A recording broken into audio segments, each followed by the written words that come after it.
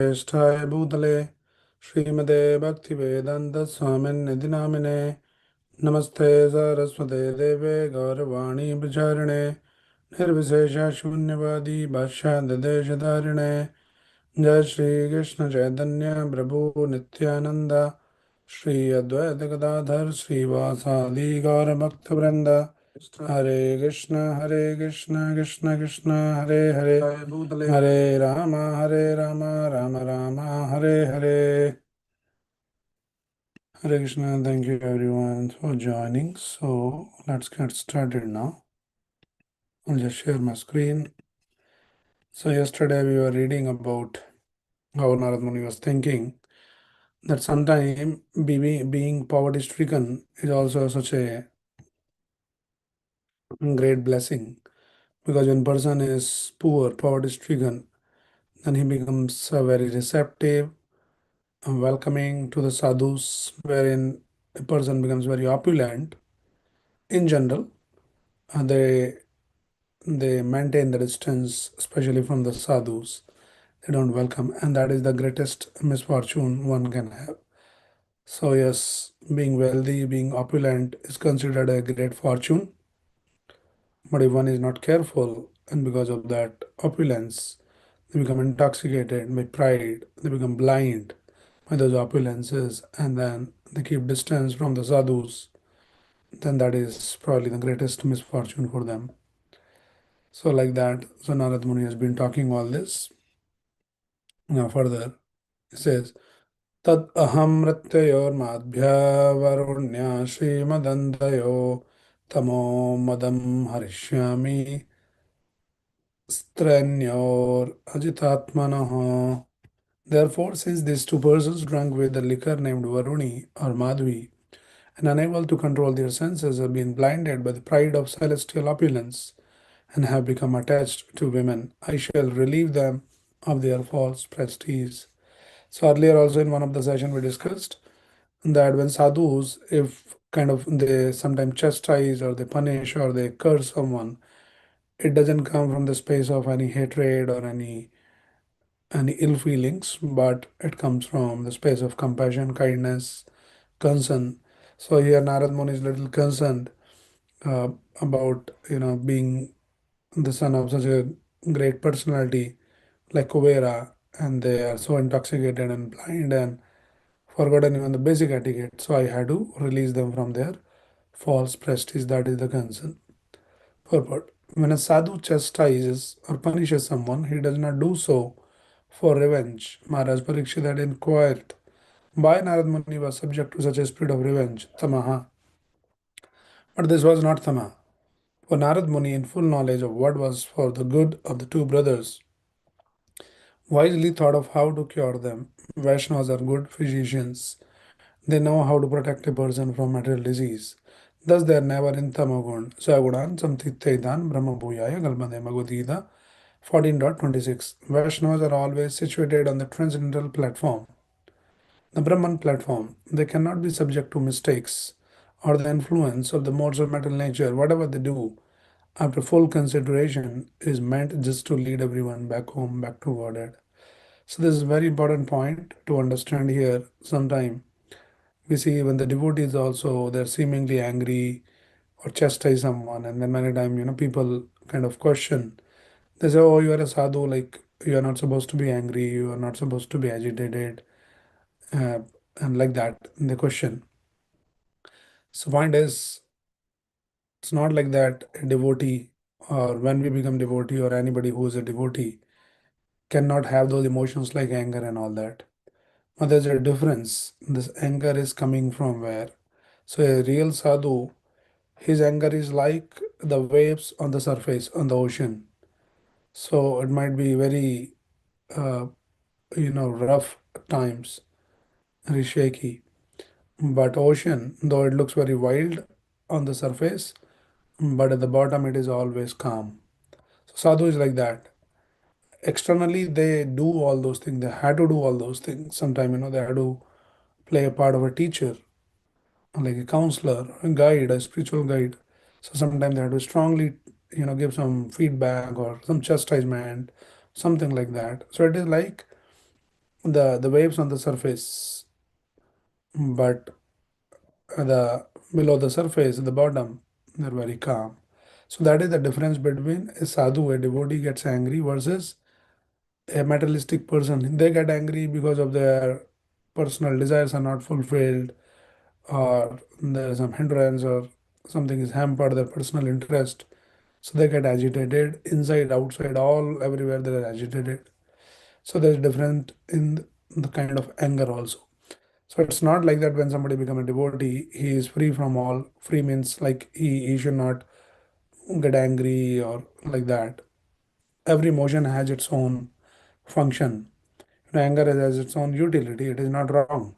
Why we say anger is wrong? If anger is used wrongly, in the wrong proportion, to the wrong person, at the wrong time, then that anger is disastrous. Otherwise, it has its own utility. And similarly, all the emotions have its own utility like that. Okay. These two young men, Nalkuvar and Manigriva, are by fortune the sons of the great demigod Kuvera. But because of false prestige and madness after drinking liquor, they are so fallen that they are naked, but cannot understand that they are. Therefore, because they are living like trees, for trees are naked but are not conscious, these two young men should receive the bodies of trees. This will be proper punishment. Nonetheless, after they become trees and until they are released, by my mercy they will have remembrance of their past sinful activities. Moreover, by my special favor, after the expiry of 100 years, by the measurement of the demigods, they will be able to see the Supreme Personality of Godhead, Vasudeva, face to face, and thus revive the real position as devotees. This is also another very, very important, point to understand here, that seemingly the Narad Muni, a great sadhu, he has cursed them that you better you become the tree. You are lying naked here like the tree. Better you become the tree for next 100 years. 100 celestial years. Demigods years are much longer than our years. Right. So our 6 month is one day of demigods, and then another 6 month is one night of demigods. So what we spend like 1 year, in they spend only one day and night, 24 hours. That is the time difference between the celestial time zone versus our time zone, like that. So Narad Muni gave them the curse for 100 year celestial years. They had to remain like a tree, such a big time. Now we need to very carefully understand, as scriptures again and again remind us, that for a sadhu, a devotee, their love or their chastisement or their anger or whatever, it is all auspicious. It is for our good only. Now, how something good we can see in this kind of situation, that the person, the human beings have been cursed to become a tree for next 100 celestial years. What good comes out of it?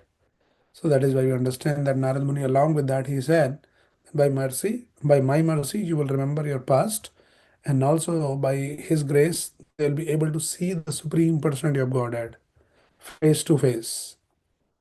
Right. So now, this is the greatest fortune one can ever receive. Just after 100 years, if they can meet, they can see the Supreme Personality of Godhead, Krishna, face to face. What more you want? We have been taken many, many lives, not only just 100 years, thousands and millions of years, 8.4 million species of life, so many different forms.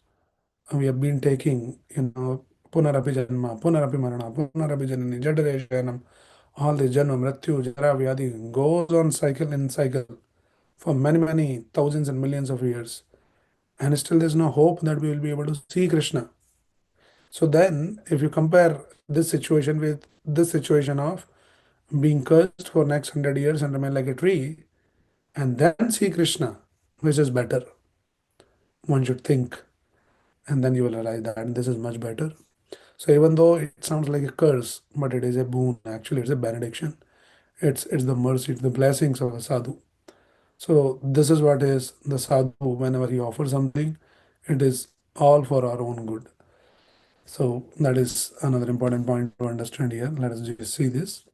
A tree has no consciousness. When cut, it feels no pain, but Narad Muni wanted the consciousness of Nalgovar and Manigriva to continue, so that even after being released from the life of trees, they would not forget the circumstances under which they had been punished. Therefore, to bestow upon them special favor, Narad Muni arranged things in such a way that after being released, they would be able to see Krishna in Vrindavan and thus revive their dormant bhakti. Each day of the demigod in the upper planetary system equals 6 months of our measurement. Although the demigods in the upper planetary system are attached to material enjoyment, they are all devotees and therefore they are called demigods. There are two kinds of persons, namely the Devas and the Asuras. Asuras forget their relationship with Krishna, Asuram Bhama Mashrida, whereas the Devas do not forget.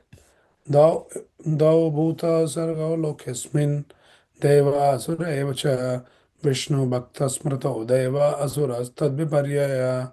The distinction between a pure devotee and a karma mishra devotee is this. A pure devotee does not desire anything for material enjoyment, whereas a mixed devotee becomes a devotee to become a first class enjoyer of this material world. One who is in direct touch with the Supreme Personality of Godhead in devotional service remains pure, uncontaminated by material desires. Anyabhilashida shunyam jnana karmadhyanamritam. Anukulena Krishnanushilanam Bhaktiruttama. One should render transcendental loving service to the Supreme Lord Krishna favorably and without desire for material profit or gain through fruitive activities or philosophical speculation. That is called pure devotional service. Bhakti Rasamrita Sindhu. By Karma Mishra Bhakti, one is elevated to the celestial kingdom. By Jnana Mishra Bhakti, one is able to merge in the Brahman effulgence. And by Yoga Mishra Bhakti, one is able to realize the omnipotency of the Supreme Personality of Godhead. But pure Bhakti does not depend on karma, jnana, or yoga, for it simply consists of loving affairs. The liberation of the bhakta, therefore, which is called not just mukti but vimukti, surpasses the five other kinds of liberation: sayuja, sarupya, salokya, sasti, and samipya. Pure devotee always engages in pure service, anukulena, Krishna anushilana, bhakti uttama. Taking birth in the upper planetary system as a demigod is a chance to become a further purified devotee and go back home, back to Godhead. Narad Muni indirectly gave Manigravan Algovara the greatest opportunity by his so-called curse. See the same thing. Now some important point. This is a little long purport. I can just summarize it quickly. So basically, one thing is that Narad Muni curse will act in a way that this Nalgon and Manigriva, they will be able to revive their dormant bhakti. And then Prabhupada explains about the time duration, which we already discussed.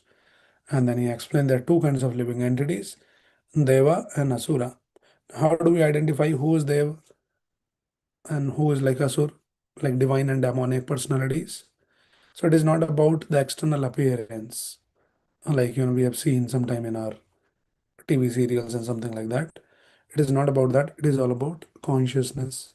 So person in appearance might look very divine, possible.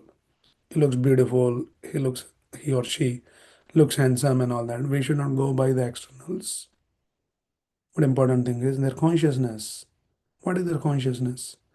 So this is what will determine somebody is a divine or somebody is demoniac.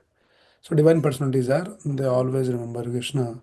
They want to serve Krishna. And how they want to serve Krishna? Anya abhilashita shunyam.